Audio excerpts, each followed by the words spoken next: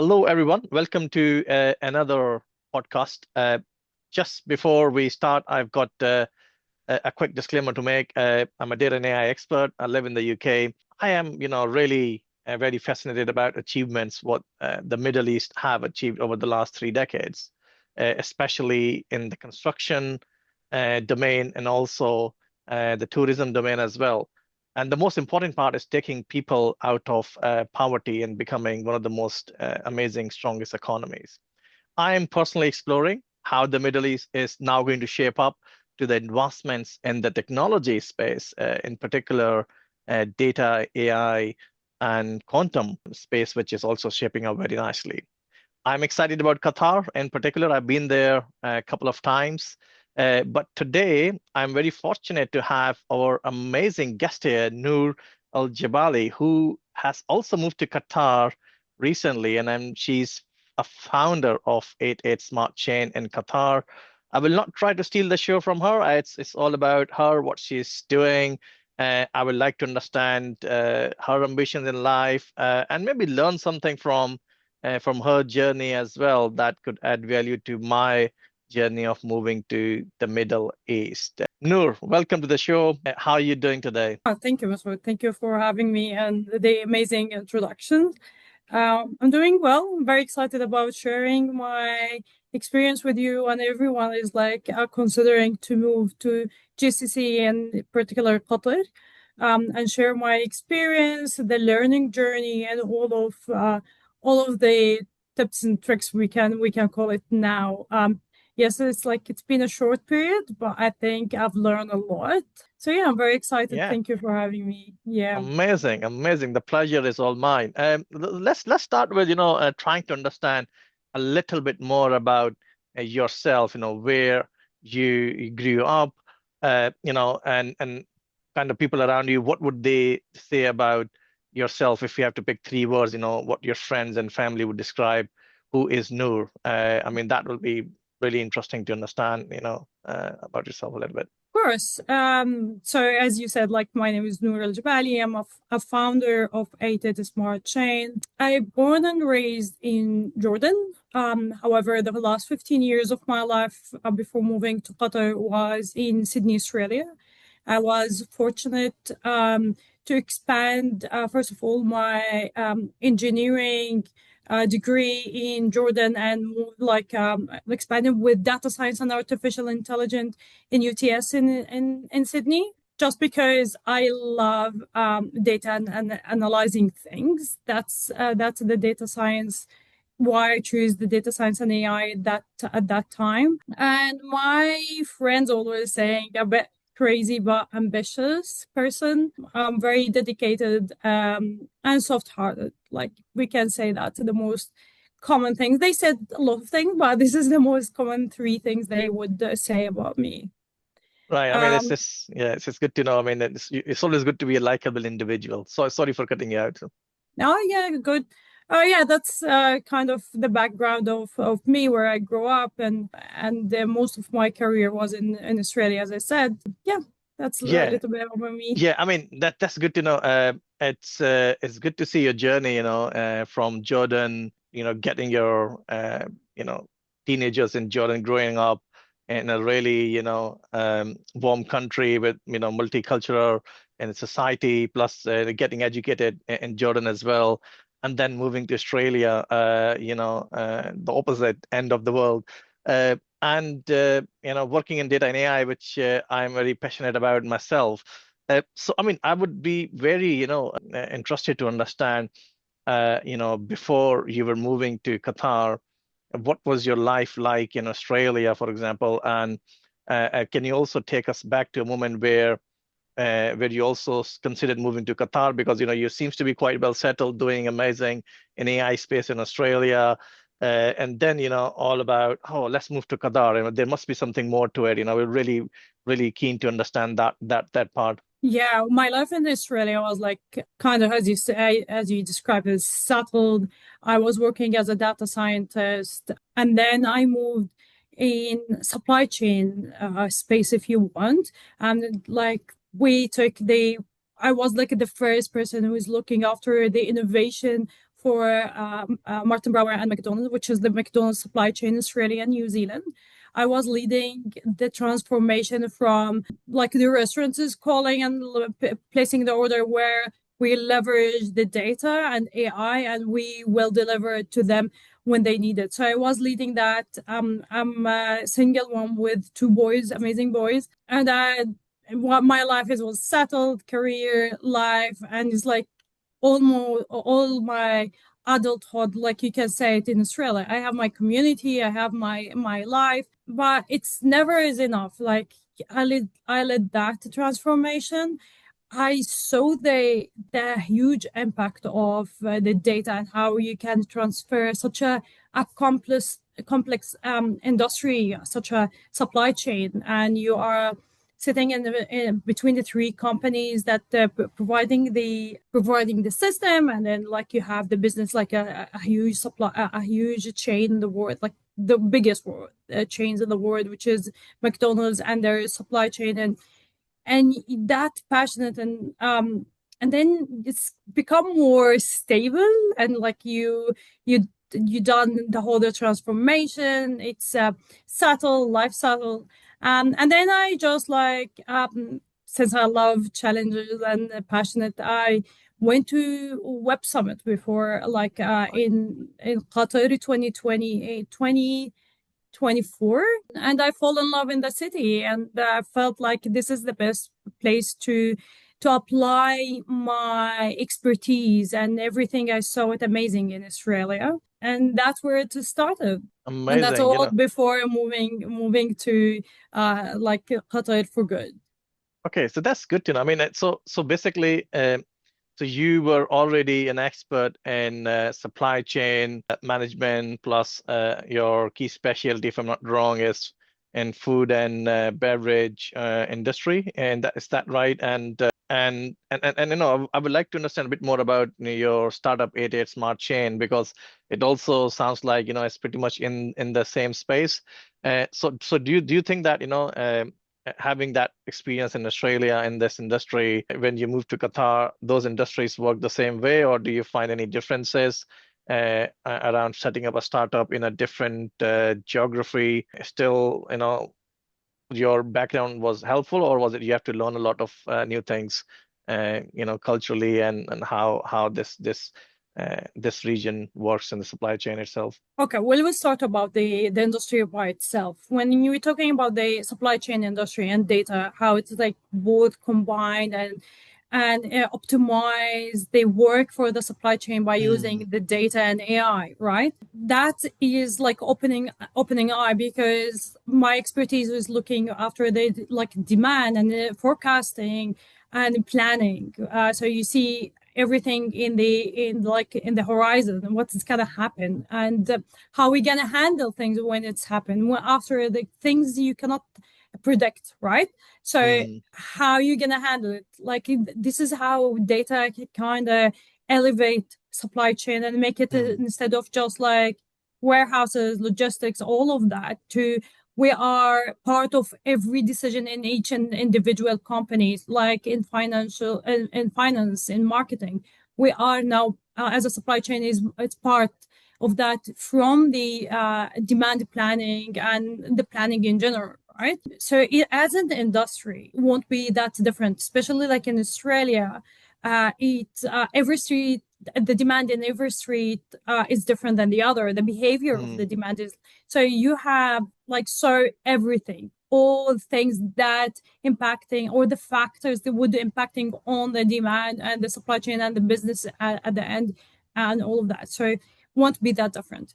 But when we're talking about the region, every region has its own unique behavior, in unique of how they dealing with the data, how they are opening, whereas like the educated people as well, the businesses as well, all of that, right? So it's not the same. The mentality of people, of like the owner of the business, is totally different than the people in the Australia and the rest of the world. The challenges is, again, because when we are talking about the industry, the challenges is like you can solve it. You have all the tools and the keys to open any doors and all of that, but it always comes down to the business owners. how they doing the business.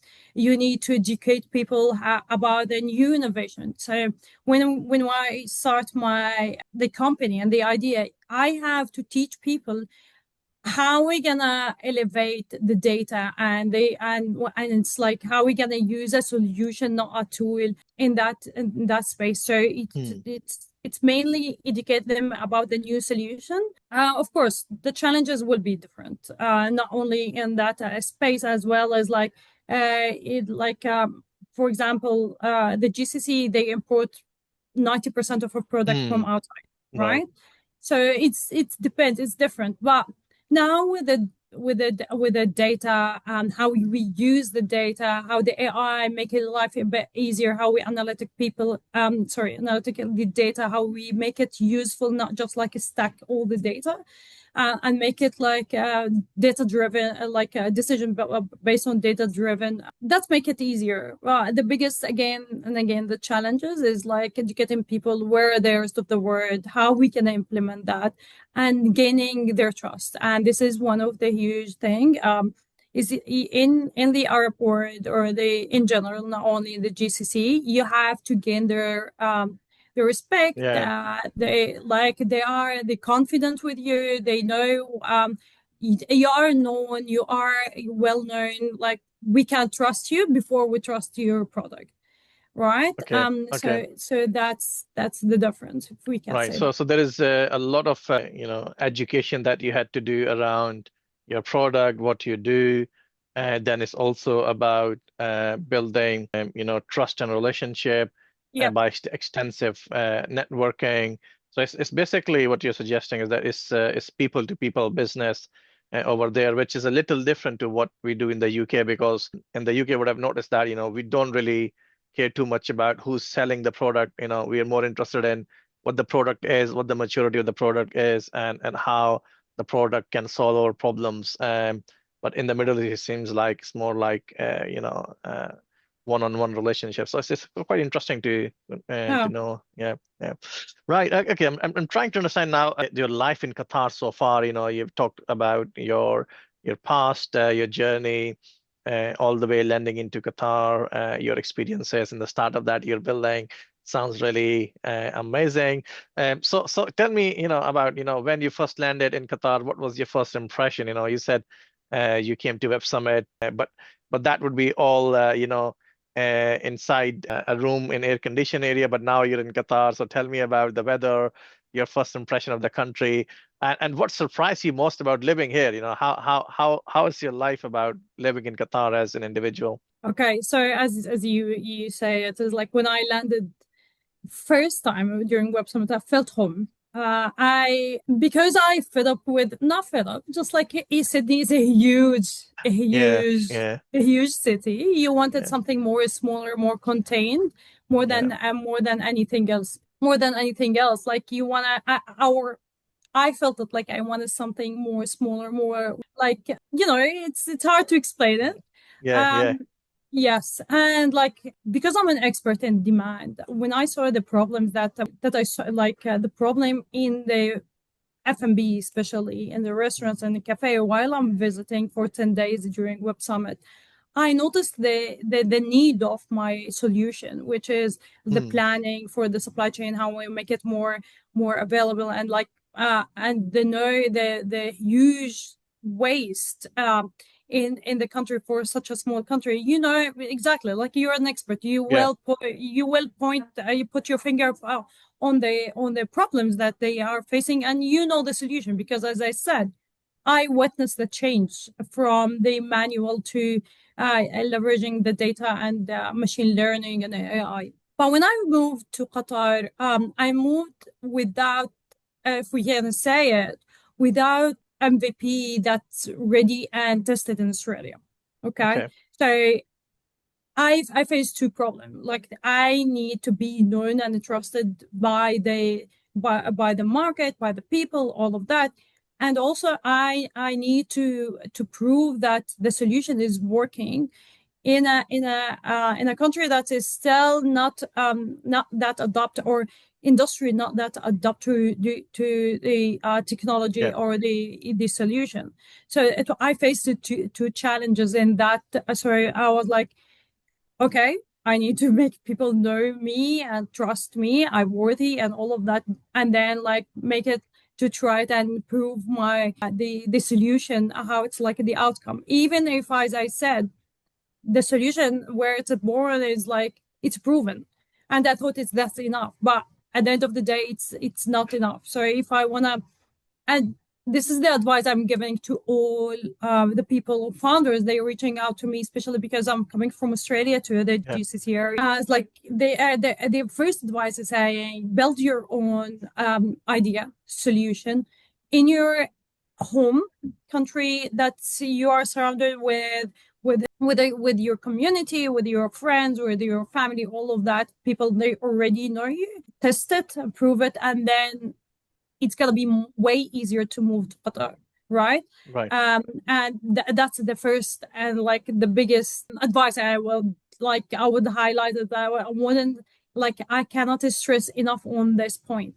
Make it like make the test in your home, where's you're comfortable before you make the move Mm. and do it in even if it's like proven. You need to have your own product proven, not only the idea. Right. The Okay. country, that's about the solution or the company or the idea or the country by itself. It's I love it. Like I still love it every day. I love Doha in the night. The you can find easily like friends. You can, there's lots of way to make a friends. It's like I get like you can go to running clubs and they're support you. Right. You'll find so many founders and they will support you, and this is very important. Like, and this is a way to make it very unique as well. It's like there's multiple of founders and they are opening their arms and heart to tell you, support you, give you all the support. And because it's a small city, it's easy to find the people over there like minded. The heat, I was like, now I gotta be honest, I'm run away from the heat. Now it's become, the humidity is very high. But because of Qatar is very close to Jordan and other less humid, we say this, Yeah. you can spend it anywhere, and if you want Right. to go back, you can go back easier than like Australia. You need like 18 hours by flight, but Qatar is like very close to all, like Yeah. for even UK, it's not that like a problem. You can have a flight for 4 hours or 2 hours.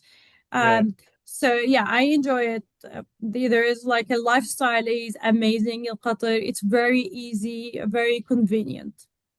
Yeah, and it's Yeah. very well connected as well. Qatar Airways, one of the best Yes. airlines in the world anyway. Yeah, okay. So I'm quite, happy to understand and know that, you've been quite enjoying your life in Qatar, well settled. The diversity and culture is amazing. It's really one-to-one, mingling into talking to people is quite easy as well. They're quite supportive of startups.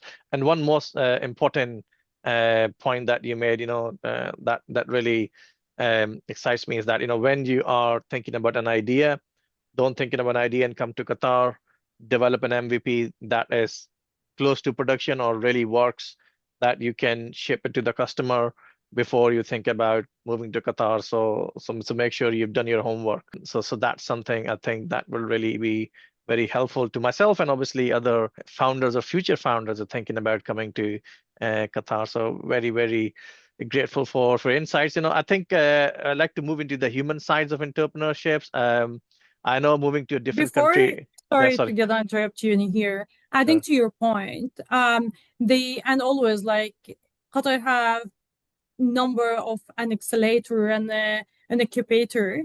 So when you move with already developed product and proven with the customers in your home country, always make sure that you come to Qatar with one of them or those kind of, don't, like my advice, don't come by yourself. I don't by Right. myself, and it's they will. And why I'm the reason I'm saying that, they will open doors for you. They were gonna the life easier. They're gonna give you a different kind of support, like to live and to connect. I didn't take it. I thought is like I saw the problem in Mm, the city. I can put. It's easy for me to point it. And I have a solution they need. They will save money, time, effort, so many different things and resources. So you think, yeah, they obviously I don't need any kind of support. It's obvious. mm, It's like it's very, very, very obvious. No, that you need to mm. introductions. You need to go Right. with one of the accelerator. They will make your life way easier. Right. Okay. Yeah, Okay. That's interesting to know as well. So yeah. Okay. Let's try and move into the human side of it because sure. moving to Qatar obviously itself was a big journey. A whole transformation, setting up a new business. There's a lot of things you need to do as a founder. So what really motivates you, to get out of bed every morning, and how do you handle setbacks and difficult days because the journey is usually very bumpy, what I've heard from other founders. Yeah. So surrounding yourself with like-minded people. That's Mm, and whereas as I mentioned, Qatar, you will find a lot of them. So they will see that you need some kind of like down point or like the life is ups and downs, right? right. So one is always surround yourself with like minded people. They know the journey. They've been there. They will have your back. They will support you, give you motivation. That's one. And the other, the founder has always to be resilience. The founder Mm, like always, yes, I have the idea. I have the brilliant idea. But at the end of the day, it's about the demand. yeah. If it's like you have to, okay, you have the idea, but it's not selling. You need to pivot. You need to grow. You don't hold to the idea as it's like original. No, always like you give like don't say this is how I want it and that's it. No, Mm, every morning you wake up is like yes, that's the challenge, how I can solve it, how I can pivot, how I can to grow, where I gonna go to get advices, who would help me with that. So those kind of things is like always has to be from inside that I want to do better. I know mm, it's never is like down is mean like to give up or it's not something. No, that's mean you're not interpret the word or the idea in the right way mm, for your clients. It's just like you need to adjust a little bit, to pivot a little bit, grow with your business day by day. So I found that this is the most important point that it will take your make you wake up every morning and make you grow with your own business. So not only yeah. growing your business, you're growing as a person as well. Yeah. Dedication, self-motivation, and pushing yourself every single day to keep going. Exactly. Yeah. What the founder should be doing. So, tell me a little bit about yourself, like what Qatar has taught you about you that you didn't know before, because obviously, yeah, you grew up in Jordan and then your journey to Australia, in your professional career as a data and AI specialist, and then being a founder. So what new, you have found about yourself after landing in Qatar that, you didn't know you could actually do that? It's a challenging question. I know that, but I've got you on It the spot. is. Because as I said just a second ago, it you grow with Yeah. your business, right? What you find it is like you find how you adapt. As like I found it's like I adapt very very quickly. I was like very at the beginning of my like moving and opening and or my life as a founder. It's like I was like very not secretive about the idea, but I'm very attached to my idea. Just like it's like I was like, okay, I learned it very, very quickly how to let go and focus on the purpose, not on the product itself. That's one of the things I was like, okay, I'm amazed about it, how I adopt very, very quickly, how I move with like with my growing up in the right direction. So I put my values, and I keep going with that, especially in supply chain, where we very bit focused. It's Hmm. very like like a man dominant kind of Yep. industry, right? Yes. It's like, yes, I understand that. I'm aware of it, but every day I feel like it's, even if that's the reality, but when you find the data, you can say like there's a space for us as well. Yeah. Yeah. But Yeah. like nothing specifically more than just like the resilience. I know I am a kind of person like that, but again, and it's like every time that you put your goals, and or you get disappointed, that you wake up every day, the next day, and like, Yeah. okay, how can I solve it? That's kind of things I Yeah. learned, and I feel like that space give me more room to see it, if I want to say. Right. That's Yeah. that was really really amazing answers there. We're coming towards the end of our podcast, Any final notes that, you want to share with the audience, things from your journey so far, you want the audience to remember, any quotations, anything as a closing note? I think is I feel like what we need to hear is never give up. Yes. Never give up. If just like find the other routes and take it. So I Yeah. will say it not only for founders, for anyone. Life is amazing. Qatar or Sydney or Australia or any other country, if it's like fit what you need, you gonna enjoy it, right? Yeah. It's there's Yeah. no perfect life, no perfect country. There is I'm not saying like not Yeah. saying Qatar is not the perfect country, but is it the perfect country for Yeah. your own solution and you as a person as well, or not? Yeah. So, and there's no harm or like wrong from moving from country to a country or from idea to another idea. I've heard it a lot, and I'm sure everyone gonna hear it as like, yes, everyone's saying the same. However, when you live it, it's totally different. Yes.